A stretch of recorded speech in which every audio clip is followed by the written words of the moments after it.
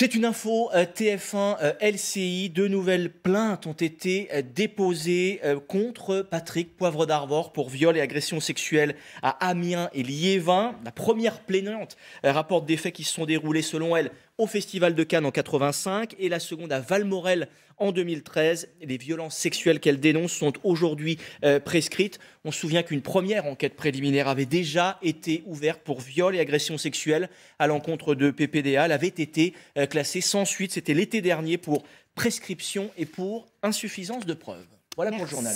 Merci Thierry. On vous retrouve tout à l'heure. Dans une seconde, on parle de Valérie Pécresse. Plateau du Club Le Châtelier, on continue de parler politique. C'est vrai que cette séquence est très politique en ce moment et c'est tout à fait passionnant. William Tay, bonjour à vous. Merci de nous avoir rejoints. Vous êtes le président du think tank Le Millénaire. La une de Match, la une du Point, la une du Figaro Magazine. C'est une machine de com qui s'est mise en marche. On va le voir dans une seconde du côté de la candidate LR à la présidentielle, en l'occurrence Valérie Pécresse. On les a les unes ou on les a pas ? On va voir. Bon, l'objectif, premier objectif, évidemment, voilà, les voilà. Elle est partout, Valérie Pécresse. Premier objectif, Damien Fleureau, se faire connaître peut-être, parce qu'il y a des Français qui ne sont pas encore complètement familiers avec Madame Pécresse. Oui, c'est vrai que, alors, elle est déjà en responsabilité depuis quelques années maintenant, des responsabilités gouvernementales sous le quinquennat de Nicolas Sarkozy, ministre du Budget, ministre de la Recherche, des responsabilités locales, présidente de la région Île-de-France, réélue, députée des Yvelines. Donc Valérie Pécresse, c'est quelqu'un qui s'est inscrit dans l'histoire de son parti, le RPR, l'UMP, les LR et puis plus récemment Libre. Mais c'est vrai que finalement, on connaît mal... On connaît peu la femme en fait, parce qu'elle est assez secrète. Et la femme, et donc du coup, eh bien, dans ses prises de parole, depuis son investiture officielle, elle parle un petit peu plus de son histoire personnelle, de sa famille également. Donc ces couvertures de magazines participent à cela. Ça fait partie, entre guillemets, d'un plan de communication de tout bon candidat, hein, je dirais. Si on n'a pas sa double page dans Match, sa couverture d'un hebdo... On a raté sa vie. On démarre peut-être avec un peu plus de difficulté un début de campagne, je dirais, même si cela ne fait pas tout, bien entendu. L'image est importante, le fond, mais on a parlé tout à l'heure d'Europe et vous l'avez cité, la tribune de Valérie Pécresse dans Le Monde sur l'Europe. Donc voilà, donc c'est un tout, un début de campagne sur les chapeaux de roue.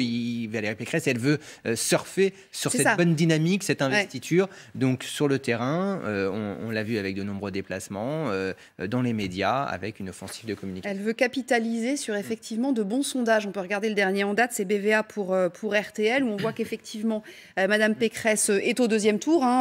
Voilà, bon, c'est la marge d'erreur. Entre 16 et 17, il peut se passer pas mal de choses.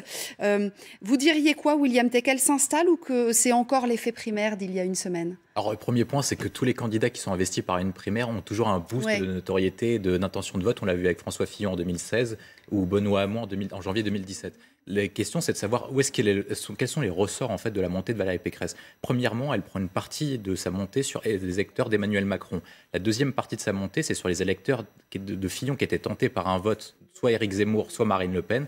Et le troisième point, c'est ce qu'on appelle l'abstention différenciée. Ça ne veut pas dire qu'en fait, Valérie Pécresse, en janvier ou en février, elle sera entre 17 et 20%, mais qu'en fait, les électeurs de Fillon participent davantage au vote et s'il se crée un écart, et c'est pour ça qu'on a une baisse notamment des intentions de vote en faveur des candidats de gauche. C'est pas les candidats de gauche qui votent pour Valérie Pécresse, c'est qu'en fait, les électeurs de François Fillon votent davantage. Alors maintenant, en termes de perspective, en fait, ce qu'elle essaye de faire avec son directeur de campagne, Patrick Stéphanie, qui était celui de François Fillon en 2016, c'est qu'elle fait exactement le contraire de François Fillon après sa victoire à la primaire. Premièrement, elle essaie de parler à tous les candidats qui sont défaits. Donc elle est partie voir Xavier Bertrand aujourd'hui, Michel Barnier et dernièrement Éric Ciotti en début de semaine. Et en fait, donc du coup, elle essaie de rassembler tout son corps derrière elle. Deuxième point, c'est qu'elle essaie d'entretenir sa dynamique parce qu'elle peut encore davantage monter. Quand on regarde les sondages sur Valérie Pécresse, sur sa personne, on voit qu'il y a une grande partie des Français qui ne la connaissent pas encore. C'est entre 25 et 33% des Français qui ne connaissent pas, qui n'expriment pas d'opinion positive ou négative sur Valérie Pécresse. Donc elle a encore une marge de progression assez importante.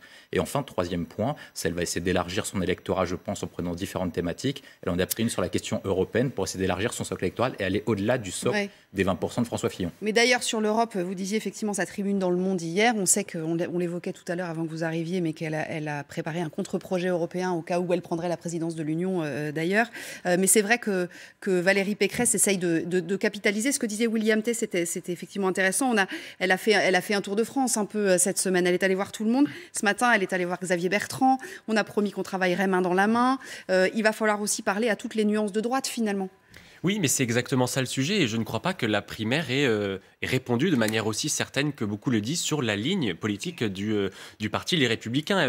Vous mentionniez les rassemblements derrière Valérie Pécresse. Éric Ciotti, dès le lendemain des résultats, a affirmé qu'il voulait peser, que sa ligne était importante. Et moi, je crois, en l'occurrence, que Valérie Pécresse, elle essaye de faire une synthèse, mais de manière générale, son logiciel, il tend plutôt vers la droite extrême. En l'occurrence, sur la question de l'Union européenne, je mets de côté le fait qu'elle a déclaré que si elle avait été présidente de la République, elle aurait renoncé à la présidence. Je crois que même qu'elle a dit que Emmanuel Macron, prenant la présidence de l'Union européenne, ça desservait la cause et qu'il faudrait qu'il ne le fasse pas. Bon, ça évidemment, c'est une attaque qui me semble assez peu appropriée, mais en l'occurrence, sur tout un certain nombre de sujets, quand elle dit des quotas migratoires, en l'occurrence, elle ne peut pas mettre des quotas sur ce qu'on appelle les migrations de droit, c'est-à-dire la demande d'asile ou le regroupement familial. Donc là-dessus, elle essaye de rassembler un électorat. Je crois qu'en effet, à chaque fois qu'il y a une primaire, il y a un effet de souffle. Ce dont on peut se satisfaire, c'est que maintenant, il y a une candidate et que le débat va pouvoir avoir lieu. Elle est dans son rôle. Moi, je crois que sur la question de la ligne politique, elle n'est pas aussi claire que cela.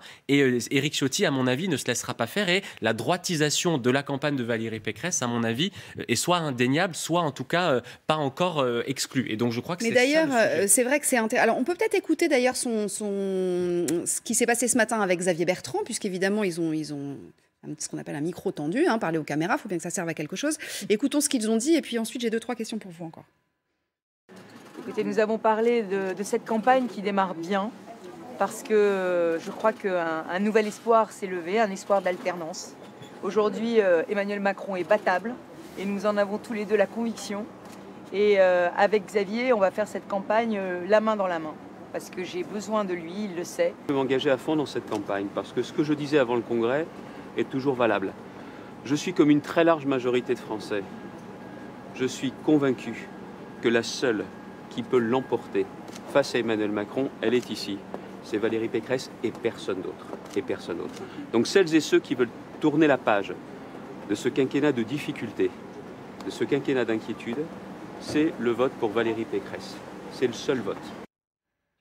Il est battable, Emmanuel Macron. Je vais vous laisser répondre à cela. C'est curieux, parce que quand tout à l'heure, Jade nous disait elle est plus proche de la droite que du reste. Et puis alors, les adversaires disent de toute façon, elle est Macron-compatible, Valérie Pécresse. Donc en fait, on a du mal à la positionner. Peut-être parce qu'elle a eu des positions très différentes au cours des dernières années. Mais pour répondre, évidemment que oui, Emmanuel Macron peut perdre cette élection présidentielle. C'est le choix des Français et ils le feront en toute souveraineté. Mais ça me fait sourire de voir Xavier Bertrand dire que Valérie Pécresse est la seule qui peut battre Emmanuel Macron, parce qu'il disait il y a à peu près 2 semaines qu'il était le seul en mesure de battre Emmanuel Macron et que s'il ne gagnait pas le Congrès, alors Emmanuel Macron serait réélu. On voit que les paroles de campagne se sont envolées. Ça, c'est pour le petit clin d'œil. Le problème de Valérie Pécresse aujourd'hui, si vous voulez, c'est qu'elle est écartelée en réalité entre 2 réalités. La réalité, c'est que sur tout ce qui est promesses fiscales, économiques, sur toutes les mesures que Emmanuel Macron a mises en œuvre depuis le début de ce quinquennat, il a fait ce que la droite avait promis de faire la dernière fois qu'elle était au pouvoir et qu'elle n'a pas fait. Et sur la question sécuritaire et sur l'immigration, elle ne sera jamais mieux disante que l'extrême droite. Et donc ça l'oblige à faire des allers-retours incessants. On parlait de l'Europe, elle a dit il y a 3 semaines qu'elle était... elle fait du en même temps. Mais c'est pas fait du en même temps de droite. C'est de l'incohérence fondamentale. Quand vous dites que vous êtes contre la primauté du droit européen et qu'en même temps vous faites une tribune pro-européenne 2 semaines après, c'est que vous essayez de parler à des personnes qui en réalité ne pensent pas la même chose. Et quand vous avez, après avoir gagné cette primaire, l'obligation d'aller voir Éric Ciotti et de dire qu'il est le Charles Pasqua de Valérie Pécresse, eh bien ça montre qu'il y a une forme d'attache, d'obligation à traiter des courants, alors ça, c'est intéressant, des courants à l'intérieur de son propre parti. Et moi, vous savez ce que ça me rappelle ? Ça me rappelle François Hollande en 2012, qui après avoir gagné la primaire et la présidentielle a proposé un gouvernement qui était le reflet d'une motion du Parti socialiste. Je pense que les Français ne veulent plus de ça. Nicolas Sarkozy avait fait des gouvernements d'ouverture. Ils ne veulent pas, oui, mais là, en l'occurrence, Nicolas Sarkozy avait un peu plus d'autorité sur la droite républicaine qu'en a eu Valérie Pécresse, puisque je pense qu'il n'aurait pas supporté une forme de division imminente de sa candidature, immédiate après sa désignation, comme ça a été le cas avec Éric Ciotti. Et donc, si vous voulez, moi, j'ai pas envie de voir la droite républicaine revenir au pouvoir et composer un gouvernement qui soit un gouvernement d'équilibre entre des motions des Républicains qui, aujourd'hui, en réalité, n'ont plus de ligne politique cohérente, puisqu'ils sont écartelés entre des gens qui sont pro-européens et centristes et qui, donc, rejoindront à terme le président de la République, et des gens qui, comme Éric Ciotti, en fait, sont en capacité de voter pour Éric Zemmour. Alors, on va s'interrompre maintenant, mais on va continuer sur Valérie Pécresse dans une seconde, parce que j'ai d'autres questions. Je voudrais vous dire juste qu'on surveille Nicolas Sarkozy qui doit aller faire une signature. Alors, évidemment, tout le monde attend de savoir s'il va donner son soutien à Valérie Pécresse ou pas, tout ça. Donc on est sur le dossier, ne vous inquiétez pas, vous aurez l'info.